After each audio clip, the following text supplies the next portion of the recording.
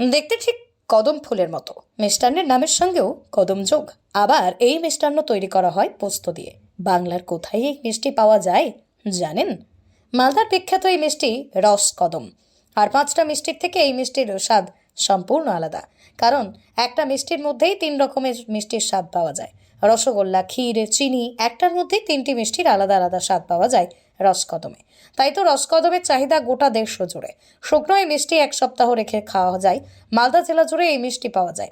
আকার অনুযায়ী মিষ্টির দাম 10 টাকা থেকে 20 টাকা পিস হিসেবেই বিক্রি হচ্ছে বর্তমান বাজারে। রসকদমের জন্য মালদা জেলার খ্যাতি ছড়িয়েছে দেশ থেকে বিদেশেও। এই মিষ্টির তৈরির পদ্ধতি একটু অন্যরকম। প্রথমে ছানার রসগোল্লা তৈরি করা হয়, তবে এই রসগোল্লার আকার অনেক ছোট হয়।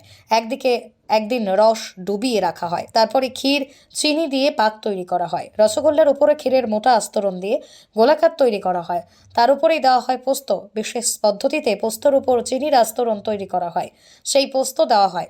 এখন অনেকেই সরাসরি পোস্তর দানা উপরে দিয়ে থাকে। এভাবেই তৈরি হয় রসকদম। পোস্তর দানা উপরে থাকায় দেখতে কদম ফুলের মতো লাগে এই মিষ্টি। পশ্চিমবঙ্গের প্রতিটা জেলায় বিশেষ মিষ্টি পাওয়া যায়। মালদা জেলার রসকদম সেই তালিকায় রয়েছে। রসকদমের জন্য এই মিষ্টি প্রেমীদের কাছে বিখ্যাত মালদা জেলা।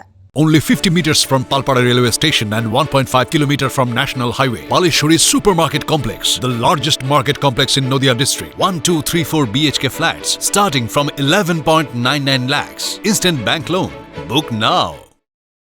রসকদম মালদাতেই তৈরি হয়। হ্যাঁ। এটার কেমন চাহিদা, কেমন মার্কেট? চাহিদা খুব ভালো চাহিদা, আর এটাই তো মালদা ফেমাস মিষ্টি। মালদার বিখ্যাত এটাই রসকদম্ব, আর কনসার্টটাই মালদা ফেমাস। রসকদম মিষ্টি কত বিক্রি হয় দিনে? কেমন চাহিদা, কোথায় কোথায় যায়? গোটা ওয়ার্ল্ডেই কীরকম মানে এই মিষ্টিটার টেস্ট কেমন? ভালো, লংজিভিটি। অনেক দিন থেকে খাওয়া? হ্যাঁ, 10 দিন থাকবে। অন্যান্য মিষ্টি কেমন? অন্য মিষ্টি থাকবে না এতদিন, কিন্তু রসকদম্বটা 10 দিন থাকবে। কেন রসকদম্ব নাম কেন? রসকদম্বটা বাংলাদেশ থেকে হয়ে এসছে। রসকদম্ব রাজারা খেতে এই মিষ্টি। তৈরি কীভাবে হয়? ক্ষীর লাগে, ছানা লাগে, আর পোস্ত লাগে। উপরে দানা আছে পোস্ত। প্রথমে ছানার রসগোল্লা থাকে একটা ভেতরে, তারপর ক্ষীরের প্রলোভ থাকে, তারপর পোস্ত দেওয়া থাকে। পোস্ত আগে থাকতো, পোস্ত চিনি দিয়ে মাখানো থাকতো পোস্তটা। এখন সবাই ওই পাকটা জানে না বলে অনেকে কাঁচা পোস্ত দিয়ে দেয়। পোস্ত ভেজা চিনি লাগাতে হয়। দাম কেমন এখন? এখন 10 টাকা আছে আর 20 টাকা, 2 রকম সাইজ আছে। এরকম। আপনার দোকান থেকে কোথায় কোথায় গিয়েছে মিষ্টি? গোটা ওয়ার্ল্ডে গেছে। মালদার বাইরেও ব্যাপক? হ্যাঁ, বাইরেও গেছে। কী নাম আপনার? আমার নাম বিশ্বজিৎ সাহা।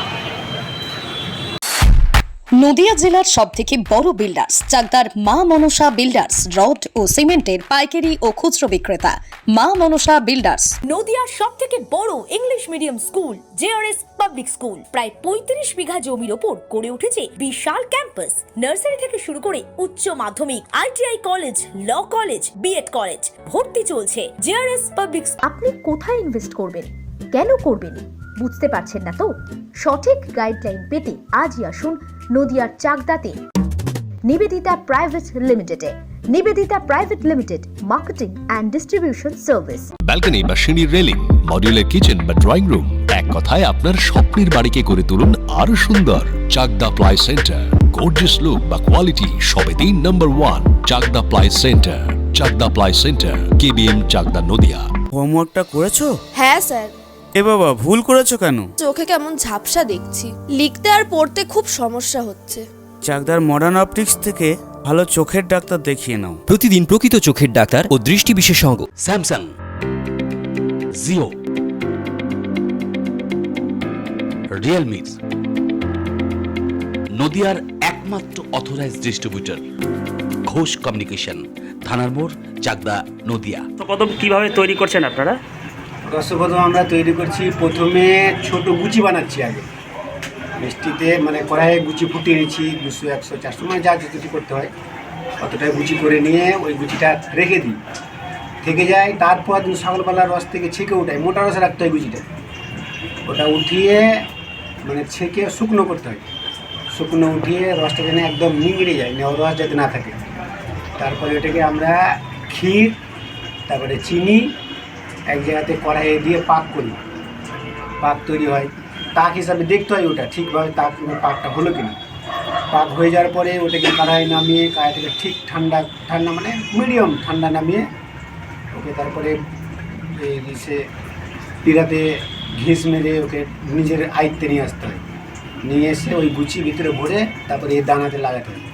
চিনির দানা, এটা চিনির দানাও এক্সট্রাভাবে তৈরি করতে হয়, ওটা আমাদের দোকানে মানে বাইরে থেকেই আসে, এখানে তৈরি হয় না। দিয়ে ওই গুচিটাকে ভিতরে ভরে ওই চিনির দানা ওর সাথে মিক্সচার করে দিয়ে তারপরে ওটাকে মানে কমপ্লিট। কী মিষ্টি এটা? এটা রসকদম হলো। এ মিষ্টি অন্য কোথাও পাওয়া যায়? এ মিষ্টিটা কি অন্য কোথাও তৈরি হয় না মালদাতেই?